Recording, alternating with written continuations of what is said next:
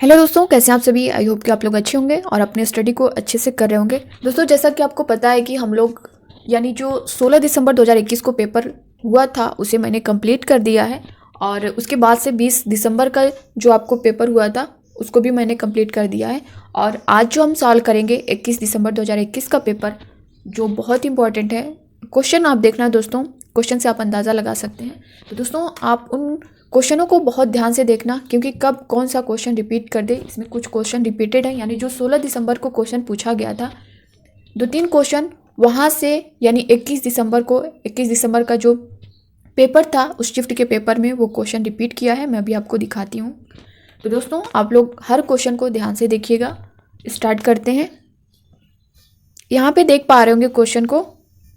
नीचे दी गई सूची पर विचार कीजिए। झील, झरना, तालाब, पहाड़ी, नदी। उपरोक्त सूची में कौन सा इसमें से भिन्न है? ऑप्शन फर्स्ट झील, सेकंड झरना, थर्ड तालाब, फोर्थ पहाड़ी।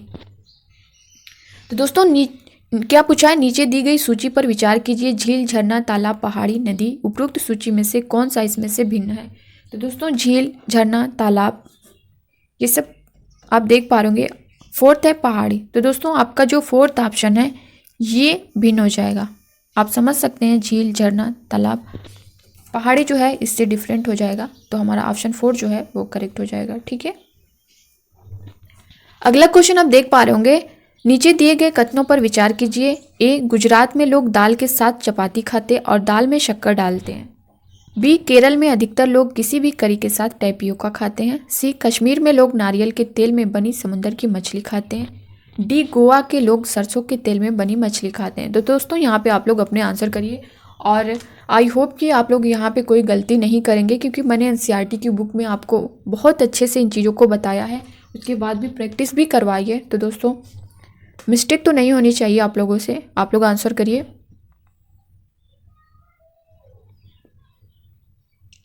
गुजरात में लोग दाल के साथ चपाती खाते हैं और दाल में शक्कर डालते हैं।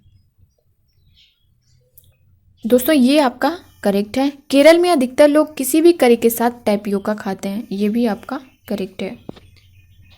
सी है, कश्मीर में लोग नारियल के तेल में बनी समुंदर की मछली खाते हैं। तो दोस्तों, ये नहीं है, गलत है। गोवा के लोग सरसों के तेल में बनी मछली खाते हैं, ये भी गलत है। दोस्तों, कश्मीर में लोग नारियल के तेल में बनी समुंदर की मछली नहीं खाते, ये अपोजिट दिया। दोस्तों, कश्मीर में लोग सरसों के तेल में खाते हैं और यहाँ गोवा में नारियल के तेल में। तो ये आपका दोनों ऑप्शन गलत है, यानी ए बी करेक्ट है। तो हमारा ए बी किस में है? ऑप्शन फर्स्ट आप देख पा रहे होंगे। तो हमारा ऑप्शन फर्स्ट जो है वो करेक्ट होगा। ठीक है, अब अगला क्वेश्चन देखेंगे। नीचे दिए गए पक्षियों की वह कौन सी प्रजाति है जिसकी आंख मानव की भांति उसके सामने की ओर होती है? ऑप्शन फर्स्ट दार्जिन चिड़िया, बी सेकंड है वीवर पक्षी, थर्ड है कलचिड़ी, फोर्थ है उल्लू। तो दोस्तों, यहाँ पे आप लोग अपने आंसर करिए। और दोस्तों, ये इंपॉर्टेंट है, मैंने इसको बहुत अच्छे से बताया है। प्रैक्टिस सेट भी करवाई थी इससे रिलेटेड और एनसीईआरटी की जो क्लास ली थी उसमें भी बहुत अच्छे से बताया। तो आप लोग यहाँ पे अपने आंसर करिए। जिसकी आंख मानव की भांति उसके सामने की ओर होती है। तो दोस्तों, ऑप्शन क्या है? उल्लू। उल्लू की आंखें जो मानव की भांति उसके सामने की ओर होती हैं। या ये दोस्तों 360 डिग्री तक अपनी गर्दन को घुमा लेता है। ठीक है, यानी चारों तरफ अपनी गर्दन को ये घुमा लेता है। ठीक है, और रात में जागने वाले पक्षी या जानवर जो भी हैं उनको चीज़ें कैसी दिखाई देती हैं? तो काली और सफ़ेद दिखाई देती हैं। यहाँ पे ये पॉइंट आपका कंफर्म हुआ। अगला क्वेश्चन आप देख पा रहे होंगे। रात में जागने वाले जानवर को चीज़ें कैसी दिखाई देती हैं? ऑप्शन फर्स्ट लाल हरा, सेकंड काला सफ़ेद, थर्ड लाल काला, फोर्थ हरा पीला। तो दोस्तों, मैंने अभी इसको बता ही दिया है, तो इस पर हम लोग ज़्यादा टाइम नहीं लेंगे। तो क्या होगा? चीज़ें वो कैसी देखती हैं? तो काला और सफ़ेद। तो हमारा ये सेकंड ऑप्शन करेक्ट हो जाएगा। अगला क्वेश्चन हम देखेंगे। हाथियों के विषय में नीचे दिए गए कथनों पर विचार कीजिए। हाथी एक साथ समूह में रहते हैं जिसे झुंड कहा जाता है। बी, हाथियों के झुंड में केवल हथिनियां और बच्चे ही रहते हैं। सी, हाथियों के झुंड में कितनी भी हथिनियां अपने बच्चों के साथ रह सकती हैं। डी, नर हाथी 4 से 5 वर्ष की आयु होने तक ही झुंड में रह सकते हैं, इसके पश्चात वह अपना झुंड छोड़कर नर हाथियों के झुंडों में सम्मिलित हो जाते हैं। इनमें सही कथन है? फर्स्ट ऑप्शन देख पा रहे होंगे ए, बी और सी, सेकंड बी, सी और डी, थर्ड ए और बी केवल, फोर्थ है ए, सी और डी। तो दोस्तों यहाँ पे आप लोग अपने आंसर करिए। हाथी एक साथ समूह में रहते हैं जिसे झुंड कहा जाता है। दोस्तों ये आपका करेक्ट है। बी, हाथियों के झुंड में केवल हथिनियां और बच्चे ही रहते हैं। ये भी दोस्तों आपका करेक्ट है। सी है, हाथियों के झुंड में कितनी भी हथिनियां अपने बच्चों के साथ रह सकती हैं। दोस्तों ये नहीं है। अगर आपने एनसीईआरटी का क्लास लिया होगा तो आप यहाँ पे बहुत अच्छे से आंसर कर ले जाएंगे। मैंने आपसे बताया दोस्तों, हाथी से रिलेटेड आपका क्वेश्चन बनता है, बहुत ही इंपॉर्टेंट टॉपिक है ये। नर हाथी 4-5 वर्ष की आयु होने तक ही झुंड में रह सकते हैं। इसके पश्चात वो अपना झुंड छोड़कर नर हाथियों के झुंडों में सम्मिलित हो जाते हैं। दोस्तों ये बिल्कुल गलत है। तो हमारा ए बी कहाँ पे है? थर्ड ऑप्शन आप देख पा रहे होंगे, ए और बी केवल। तो इस तरह से हमारा ऑप्शन थर्ड जो है वो करेक्ट हो जाएगा। बाकी दोस्तों इसका जो एक्सप्लेन देखना होगा ना, आप एनसीईआरटी बुक ईवीएस के नाम से फोल्डर मिल जाएगा, वहाँ पे आप देख सकते हैं। और सीटेट ईवीएस प्रैक्टिस सेट में मैंने हर क्वेश्चन से रिलेटेड जो उसका आंसर था उससे रिलेटेड जो एनसीईआरटी का पेज था मैंने वहाँ पे अटैच किया है। यानी सीरीज 1 से 10 तक अगर आप देखेंगे तो आपको मिल जाएगा और बहुत ही इंपॉर्टेंट है, उसे आप लोग देख लेना। क्योंकि जो क्वेश्चन जिस क्वेश्चन में आपको कन्फ्यूज़न होगा वो सारे आपके दूर हो जाएंगे उसे देखने के बाद। दोस्तों ये क्वेश्चन आप देख पा रहे होंगे, कोई व्यक्ति 29 सितंबर 2019 को एक एक्सप्रेस ट्रेन में सूरत यानी गुजरात से नागरकोइल केरल जाने के लिए बैठा है। यह ट्रेन सूरत से 20:45 बजे चली और 1 अक्टूबर 2019 को 12:45 बजे नागरकोइल पहुंची। यदि सूरत से नागरकोइल के बीच ट्रेन मार्ग की दूरी 2200 किलोमीटर है तो इस यात्रा में ट्रेन की औसत चाल थी। ऑप्शन फर्स्ट है 137.5 km/h, सेकेंड है 82 km/h, थर्ड है 55 km/h, फोर्थ है 50 km/h। तो दोस्तों इसको आप लोग सॉल्व कर लेना, जो लोग कर सकते हैं। जो लोग नहीं कर पाएंगे इसकी मैं अलग से वीडियो दूंगी, क्योंकि यहाँ पे मैं उस चीज़ को अच्छे से नहीं इस पेज पे कर सकती हूँ। तो इस वजह से मैं आपको कहना चाहूँगी, अगर आपको ये क्वेश्चन आ रहा हो तो खुद कर सकते हैं। अगर आपको प्रॉब्लम है या इशू है तो आप लोग कमेंट कर देना, मैं इसके लिए 1-2 वीडियो अलग से बना दूंगी। क्योंकि एक क्वेश्चन आपका इस तरह का मिलेगा। तो यहाँ जो आपका इसका करेक्ट आंसर होगा दोस्तों, यहाँ पे देख सकते हैं ऑप्शन जो थर्ड है ये आपका करेक्ट आंसर होगा। कौन सा? 55 km/h। ठीक है। तो दोस्तों जो लोग सॉल्व कर सकते हैं वो लोग कर लेंगे, जो लोग नहीं कर पाएंगे वो कमेंट बॉक्स में कमेंट कर देना। मैं आपका 1 या 2 वीडियो में ये सारे जो क्वेश्चन होंगे, क्योंकि इससे रिलेटेड एक क्वेश्चन आपका आता ही आता है, तो मैं उसे सॉल्व करा दूंगी। दोस्तों यहाँ पे थोड़ा मुश्किल है, मैं नहीं कर पाऊंगी इसको सॉल्व, तो इसीलिए बोल रही हूँ 1-2 वीडियो कोई इसकी अलग से बनाऊंगी। इसमें सारे क्वेश्चन जो होंगे इसी से रिलेटेड होंगे, वहाँ पे मैं आपको सारा एक्सप्लेन कर दूंगी। तो इसका जो आंसर होगा दोस्तों 55 km/h होगा। बाकी आप लोग सॉल्व कर लेना इसको। ठीक है, अगला क्वेश्चन देखते हैं। निम्नलिखित राज्यों में से किसके बगीचों में तेजपत्ता, छोटी इलायची, बड़ी इलायची और काली मिर्च उगते हैं? Option first Paschim Bangal, second Gujarat, third Kerala, fourth Madhya Pradesh. तो दोस्तों मसालों का बगीचा किसे कहते हैं, मैंने एनसीईआरटी का पेज आपको दिखाया था और आपको प्रैक्टिस भी करवाई थी। यहाँ पे आप देख सकते हैं किस तरह से क्वेश्चन पूछा है। तो दोस्तों मसालों का बगीचा यानी कोई भी हो सकता है, तेजपत्ता, छोटी इलायची, बड़ी इलायची, तो ये केरल में। ठीक है, कहाँ उगते हैं? केरल में। तो हमारा ऑप्शन जो थर्ड है वो करेक्ट हो जाएगा। अगला क्वेश्चन आप देख पा रहे होंगे, निपेंथीज के विषय में नीचे दिए गए कथनों पर विचार कीजिए। ए है, यह पौधा कीड़ों, मकोड़ों, मेंढकों और चूहों को फंसाकर उनका शिकार कर सकता है। बी, यह पौधा हमारे देश में नहीं पाया जाता। सी, यह पौधा कीड़े मकोड़ों को खींचने के लिए मोहक आवाज़ निकालता है। डी, इसका आकार घड़े जैसा होता है जिसका मुंह पत्ती से ढका होता है। कोई भी कीड़ा मकोड़ा उसके मुंह के ऊपर पहुंचते ही उसमें फंस जाता है और बाहर नहीं निकल पाता।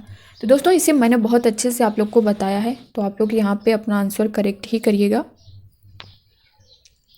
ऑप्शन फर्स्ट है ए और बी, सेकंड है ए और डी, थर्ड है ए, बी और सी, फोर्थ है ए, सी और डी। तो दोस्तों यहाँ पे आप लोग अपने आंसर करिए। यह पौधा कीड़े मकोड़ों, मेंढकों और चूहों को फंसाकर उनका शिकार करता है, ये तो आपका करेक्ट है। यह पौधा हमारे देश में नहीं पाया जाता है। दोस्तों ये हमारे देश में कहाँ पाया जाता है? मेघालय में ये पाया जाता है, इससे ये हमारा ऑप्शन नहीं होगा। सेकंड, थर्ड क्या दिया है? यह पौधा कीड़े मकोड़ों को खींचने के लिए मोहक आवाज़ निकालता है। आवाज़ नहीं निकालता दोस्तों, इसमें से महक आती है, तो ये हमारा नहीं होगा। डी है, इसका आकार घड़े जैसा होता है जिसका मुंह पत्ती से ढका होता है। कोई भी कीड़ा मकोड़ा उसके मुंह के ऊपर पहुंचते ही इसमें फंस जाते हैं और बाहर नहीं निकल पाते।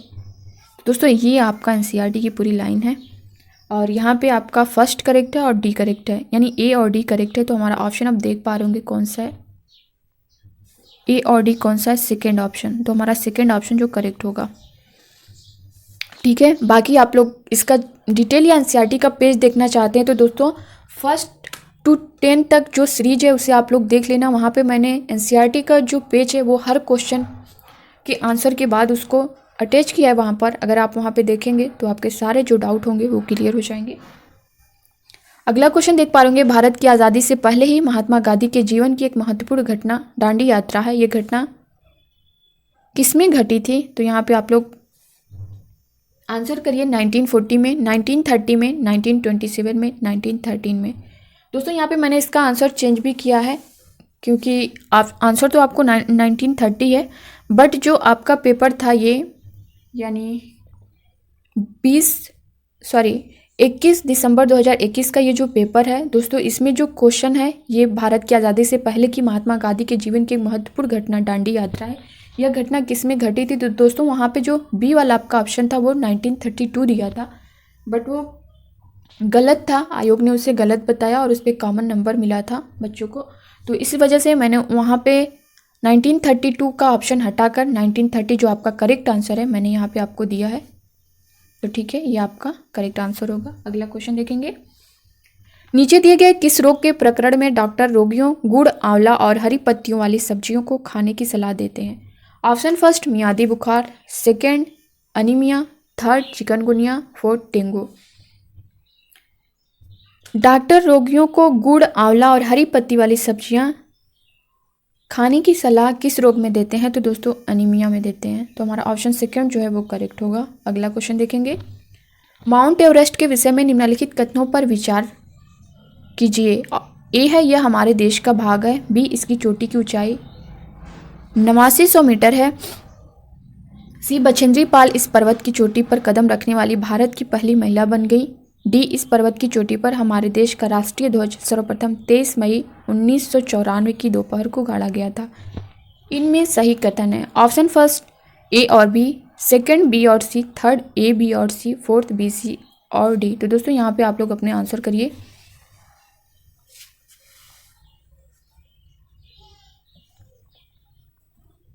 दोस्तों यहाँ पे आप लोग फटाफट अपने आंसर करिए।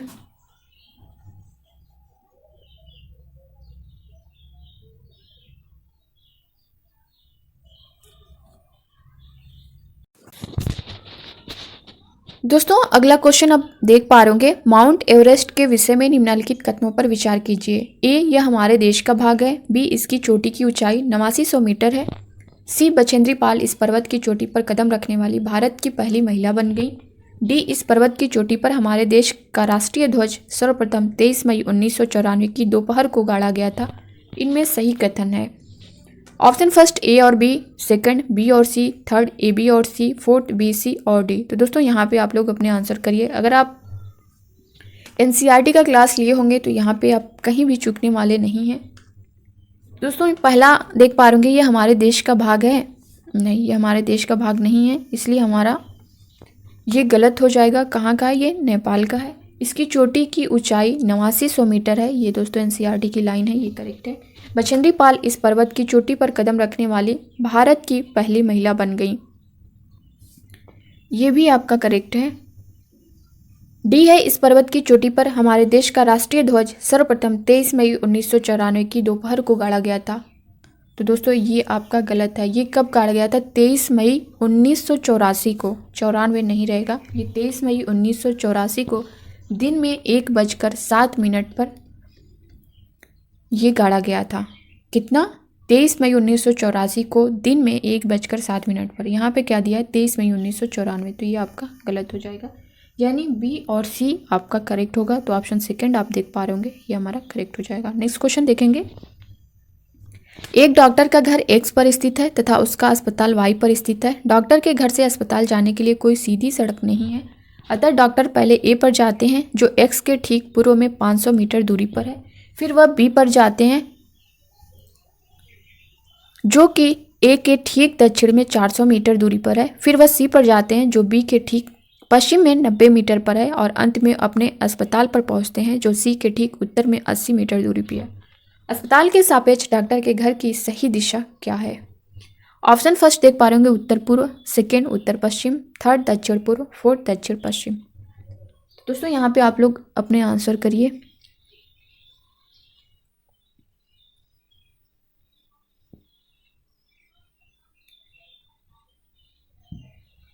दोस्तों इसका जो आंसर होगा वो उत्तर पश्चिम होगा, यानी ऑप्शन सेकेंड करेक्ट होगा। ठीक है, इसे आप लोग सॉल्व कर लेना। अगला क्वेश्चन देखेंगे। अगर आपको प्रॉब्लम होगी सॉल्व करने में दोस्तों, आप लोग कमेंट बॉक्स में कमेंट कर दीजिएगा। मैं उसे 2-3 वीडियो में सारा आपका कंफर्म कर दूंगी, जितने भी उससे रिलेटेड क्वेश्चन है। रेगिस्तानी ओक नामक पेड़ के बारे में निम्न में से कौन सा कथन सही नहीं है? क्या पूछा है? नहीं है। यहाँ पे हम अंडरलाइन करेंगे। इसमें पत्ती की जगह कांटे होते हैं। सेकेंड, इसकी उथली जड़ें होती हैं। थर्ड, ये अपने ट्रंक में पानी जमा करता है। फोर्थ, ये 8 मीटर से अधिक लंबा होता है। दोस्तों यहाँ पे आप लोग अपने आंसर करिए। इसमें पत्ती की जगह कांटे होते हैं, ये नहीं है दोस्तों। इसकी उथली जड़ें होती हैं, ये भी नहीं है। ये अपने ट्रंक में पानी जमा करते हैं। यह 8 मीटर से अधिक लंबा होता है। तो दोस्तों आयोग ने जो इसका आंसर है वो ऑप्शन थर्ड और फोर्थ दोनों को माना है। कौन सा? थर्ड और फोर्थ दोनों को, यानी ये दोनों हमारा जो ऑप्शन है वो करेक्ट होगा। अगला क्वेश्चन देखेंगे। कुडुख कहाँ के लोगों की भाषा है? दोस्तों ये क्वेश्चन जो है 16 दिसंबर वाले पेपर में भी पूछा था, इसलिए मैं आपसे कहती हूँ कि क्वेश्चन रिपीट करता है तो आप लोग ध्यान दीजिएगा। कुडुख कहाँ के लोगों की भाषा है? Option first Mizoram, second Manipur, third Meghalaya, fourth Jharkhand. दोस्तों कुडुख जो है वो झारखंड के लोगों की भाषा है, तो हमारा फोर्थ ऑप्शन जो है वो करेक्ट होगा। इस पर हम लोग ज़्यादा टाइम नहीं लेंगे। 15 क्वेश्चन आप देख पा रहे हैं। गुजरात के निकटवर्ती राज्य हैं। Option first Maharashtra, Karnataka, Rajasthan, second Madhya Pradesh, Maharashtra, Haryana, third Rajasthan, Madhya Pradesh, Chhattisgarh, fourth है महाराष्ट्र, मध्य प्रदेश, राजस्थान। तो दोस्तों ये मैप से रिलेटेड है, आप मैप को समझ पा रहे होंगे तो यहाँ पे आसानी से कर लेंगे। और दोस्तों मैप से रिलेटेड एक क्वेश्चन आपका बनता है। तो गुजरात के निकटवर्ती राज्य कौन से हैं? महाराष्ट्र, मध्य प्रदेश, राजस्थान, ये आपका करेक्ट होगा। ठीक है, तो दोस्तों इसका जो 15 क्वेश्चन था फैक्ट वाला मैंने यहाँ पे आप लोग को करवा दिया है। बाकी जो 16 to 30 क्वेश्चन यानी उसमें आपका पेडागोजी बचा है, तो वो पार्ट 2 में मैं आपका कंप्लीट कर दूंगी। आप लोग उसे देख लेना, तो आपका ये जो पेपर है पूरा सॉल्व हो जाएगा।